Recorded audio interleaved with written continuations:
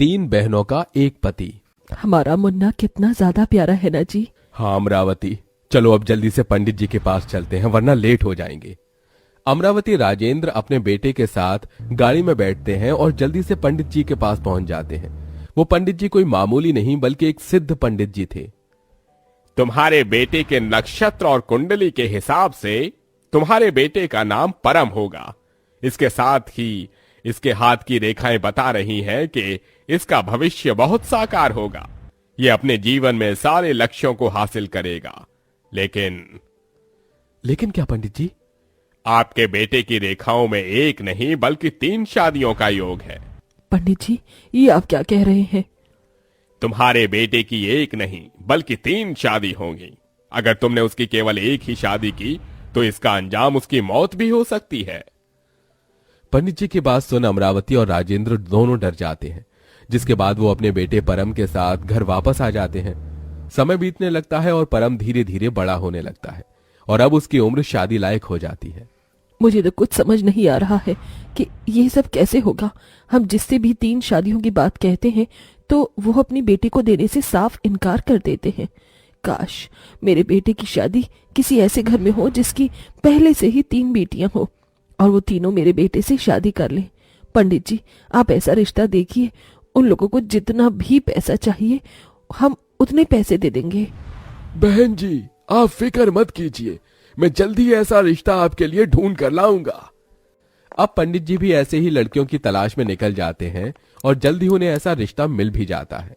पंडित जी, ये आप कैसी बातें कर रहे हैं? मेरी बेटियों का पति सिर्फ एक ही लड़का होगा। बहन जी, वो उसके बदले आपको ढेर सारे पैसे भी तो देंगे। अब आप जरा अपने घर की हालत देखिए, 3 बेटियां, इनकी शादी का बोझ है आपके सिर पर। कैसे करेंगी उनकी शादियां? भाई मेरी बात मानिए और इस रिश्ते के लिए हाँ कर दीजिए। पंडित जी की बात सुनकर और पैसों के लालच की वजह से कलावती इस रिश्ते के लिए हाँ कर देती है। कलावती जैसे ये बात अपनी बेटियों को बताती है, माँ, मेरा और कुमकुम का तो ठीक है, लेकिन क्या ये सुरभि की बच्ची भी हमारे साथ जाएगी? इसकी शादी करना जरूरी है क्या? हम नहीं चाहते हमारी सौतेली बहन हमारे साथ रहे। बेटा, चाहती तो मैं भी नहीं हूँ, लेकिन उन्हें 3 लड़कियां ही चाहिए, इसलिए मैंने इस रिश्ते के लिए हाँ कर दिया। मेरे बाल। माँ, मेरी बात कान खोलकर सुन। भले ही तेरी और मेरी बेटियों का पति एक है, लेकिन तू वहां पर मेरी बेटियों की नौकरानी बनकर रहेगी और उनका ख्याल रखेगी। सारी चीजों पर सिर्फ मेरी बेटियों का ही हक होगा, ना कि तेरा। समझी मेरी बात? छोड़ दीजिए मुझे। आप जैसा कहेंगी मैं वैसा ही करूंगी, लेकिन भगवान के लिए मेरे बाल छोड़ दीजिए। कलावती सुरभि को जमीन पर धक्का दे देती है, जिसके साथ उसके हाथ पर चोट लग जाती है। सुरभि कलावती की सौतेली बेटी थी, जिसके चलते कलावती और उसकी दोनों सगी बेटियां चंचल, कुमकुम सुरभि पर दिन रात अत्याचार करते थे। ऐसे ही समय गुजरता है और अब कलावती की तीनों बेटियों की शादी परम से हो जाती है और तीनों ही बहनें एक ही पति की पत्नी बनकर अपने ससुराल में आती हैं। सुरभि, चंचल, कुमकुम, ये देखो मैं तुम तीनों के लिए क्या लेकर आई हूँ। ये सोने का सेट, ये मैंने अपनी तीनों बहुओं के लिए बनवाए थे। ये तुम पर काफी ज्यादा सुंदर लगेंगे। माँ जी, ये सोने का हार तो काफी ज्यादा सुंदर लग रहा है। ये तो काफी महंगा होगा ना? सिर्फ 10 लाख रुपए का है, लेकिन मेरी बहू के सामने तो ये 10 लाख रुपए भी कुछ नहीं है। अमरावती तीनों बहुओं को उनका सोने का हार देकर वहां से चली जाती है। अपनी सास के जाते ही चंचल और कुमकुम बेचारी सुरभि के हाथ से उसका सोने का हार छीन लेती है। तू इस सोने के हार का क्या करेगी? ला, इसे हमें दे। इसे तो मैं और चंचल ही पहनेंगी। लेकिन दीदी, इसे तो माँ जी ने मुझे दिया है और आप दोनों को भी तो आपके हार दिए हैं ना? तो अब तू हमसे जुबान लड़ाएगी? भूल गई क्या? शादी से पहले तू हमारे हाथों से कैसे मार खाती थी? अगर तू अब हमसे ऐसी मार खाना नहीं चाहती तो चुपचाप से ये हार हमें दे, समझी? सुरभि काफी ज्यादा भोली और मासूम होती है, इसलिए वो कुमकुम और चंचल से और कुछ नहीं कह पाती। सुरभि की मासूमियत और भोलेपन की वजह से परम अपनी तीनों पत्नियों में सबसे ज्यादा सुरभि से ही प्यार करता था। सुरभि, ये देखो मैं तुम्हारे लिए क्या लेकर आया हूं। ये डायमंड ब्रेसलेट, ये तुम्हारे इन सुंदर हाथों पर काफी ज्यादा जचेगा। ये आप सिर्फ मेरे लिए क्यों लेकर आए हैं? चंचल और कुमकुम दीदी के लिए आप नहीं लेकर आए? सुरभि, मैंने उनके अकाउंट में पैसे डाल दिए हैं, अगर उन्हें कुछ चाहिए होगा तो वो खुद ले आएंगे। जब मैंने ये ब्रेसलेट देखा तो सबसे पहले मुझे तुम्हारी याद आई, इसलिए मैं इसे तुम्हारे लिए लेकर आ गया। इतना कहकर परम अपने हाथों से वो डायमंड ब्रेसलेट सुरभि को पहनाता है और उसे गले से लगा लेता है।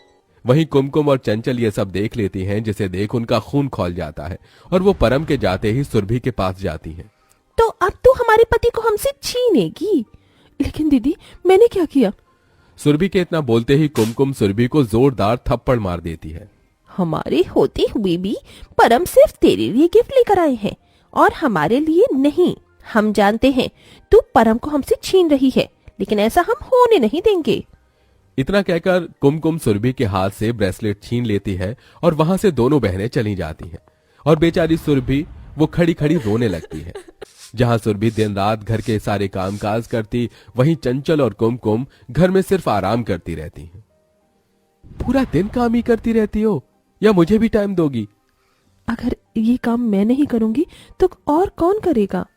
कुमकुम और चंचल हमेशा मैं देखता हूं कि वो दोनों सिर्फ आराम करती रहती हैं और तुम काम के चलते मुझे तुम्हारे साथ वक्त बिताने का मौका ही नहीं मिलता।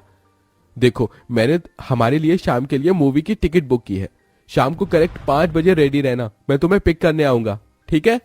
शाम होते ही सुरभि रेडी होने लगती है और जैसे ही सुरभि रेडी होकर सीढ़ियों से उतर रही होती है कि तभी कुमकुम और चंचल पीछे से आकर सुरभि को सीढ़ियों से धक्का दे देती हैं, जिससे सुरभि के पैर में बहुत बुरी तरह से चोट लग जाती है। सुरभि, तुम सीढ़ियों से गिरी कैसे? पता नहीं, अचानक मेरा पैर फिसल गया और मैं गिर गई। अरे इन सीढ़ियों पर तो कारपेट है, कारपेट पर तुम्हारा पैर कैसे फिसल सकता है? अरे उस बेचारी की चोट लगी हुई है और आप दोनों हैं कि सीआईडी की तरह है, तहकीकात कर रहे हो। बहू तू आराम कर और आप दोनों चलिए मेरे साथ। सुरभि जानती थी कि यह सब उसकी दोनों बहनों ने किया है, लेकिन वो उसके बारे में किसी को नहीं बताती। दिन बीतने के साथ साथ दोनों बहनों का अत्याचार भी सुरभि पर बढ़ता ही जाता है, लेकिन सुरभि किसी से कुछ नहीं कहती। मैडम, तो आपकी बेंगलुरु वाली प्रॉपर्टी के 3 हिस्से करने हैं और तीनों हिस्से आपकी तीनों बहू के नाम होंगे। जी लॉयर साहब, 2 करोड़ की प्रॉपर्टी मेरी तीनों बहू के हिस्से में आ जाएगी और उन्हें जब भी इसकी जरूरत हो तो वो इसका इस्तेमाल करेंगे।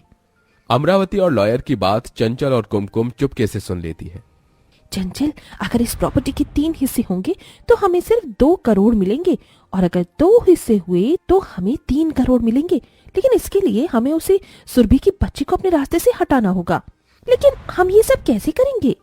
कुमकुम और चंचल सुरभि को जान से खत्म करने का प्लान बनाते हैं और बिरजू मोहन नाम के 2 गुंडों को सुरभि की सुपारी देते हैं। उस दिन घर में कोई भी नहीं होता।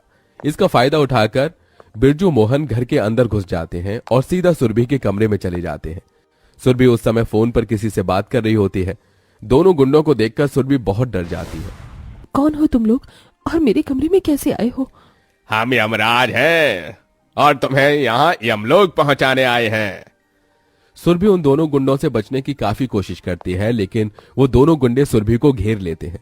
वो दोनों गुंडे सुरभि को मारने वाले होते हैं कि तभी वहां पर परम पुलिस के साथ पहुंचता है। सुरभि, तुम ठीक हो ना? कौन हो तुम दोनों और तुम सुरभि को मारने के लिए क्यों आए हो? परम के पूछने पर वो दोनों गुंडे सब बता देते हैं। थोड़ी देर में चंचल और कुमकुम भी आ जाती हैं। उन दोनों के आते ही परम उन्हें एक जोरदार थप्पड़ मार देता है। परम जी, यह आपने क्या किया? आपने मेरी दोनों बहनों पर हाथ उठा दिया। ये सब मेरी वजह से हुआ है। मैं सौतेली हूं ना, इसलिए अगर मैं सगे होती तो आज मेरे साथ ऐसा नहीं होता। मैं आप लोगों की जिंदगी से हमेशा के लिए चली जाती हूँ। चंचल, कुमकुम दीदी, मैं इस बारे में किसी को कुछ भी नहीं बताऊंगी और आपको भी मेरी कसम है, आप इस बारे में कुछ नहीं करेंगी। मेरी बहनें जेल नहीं जाएंगी। इतना बुरा बर्ताव करने पर भी सुरभि की ऐसी बातें सुन चंचल और कुमकुम का सिर शर्म से झुक जाता है। सुरभि, बचपन से लेकर आज तक हमने तुम्हारे साथ इतना सब कुछ किया, उसके बाद भी आज तुम हमें पुलिस से बचा रही हो। हमें माफ कर दो। तुम नहीं, बल्कि हमें तुम्हारी जिंदगी से चले जाना चाहिए। तुम और परम खुश रहो। ऐसा मत कहो, हम तीनों साथ में खुश रहेंगे। जो हुआ उसे भूल जाओ। सुरभि की बात सुन उसकी दोनों बहनें उसके गले लग जाती हैं, जिसके बाद अब सभी बीता हुआ कल भूल जाते हैं और नई जिंदगी की शुरुआत करते हैं और अब तीनों बहनें अपने पति के साथ खुशी खुशी रहती हैं।